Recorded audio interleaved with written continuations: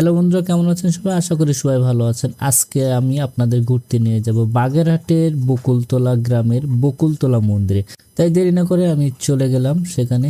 গিয়ে ছোট্ট একটা পাকা রাস্তা এবং পাশে সুন্দর একটা নদী। তো ঢুকেই চোখে পড়লো সেই বকুলতলার মন্দির এবং বকুল গাছটি। এটা অনেক বছরের পুরনো, প্রায় 300 থেকে 400 বছরের পুরনো একটি গাছ। দেখে অনেক ভালো লাগলো।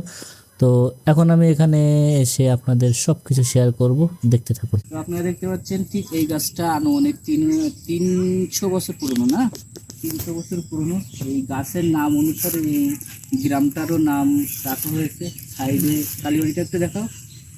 এখানে কালী মায়ের পূজা হয় প্রতি বছর। আর এই গাছটা প্রায় 3 থেকে 350 বছর পুরনো। তো দেখে খুবই অবাক হলাম যে একটা গাছ 300 বছর কিংবা 350 বছর বেঁচে থাকতে পারে। খুব ভালো লাগলো এখানে এসে। এই ফার্স্টটা একটু দেখাও। তো গাছটা প্রায় মৃত, একেবারে প্রায় মৃত, শুধু নিচের দিকে একটু দেখতে পাচ্ছি, আর উপরে সব কিছু মারা গেছে, তাই না ভাই?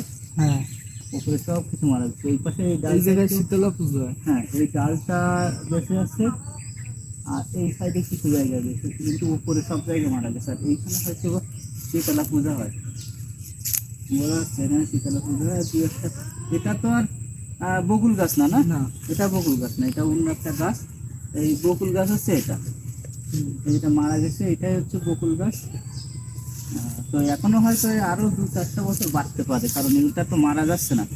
আর এর পাশে অনেকবার গাছ লাগানোর চেষ্টা করা হয়েছে বকুল গাছ, কিন্তু কোনোবার আর গাছ হয় নাই, শুধু এটাই বেঁচে আছে।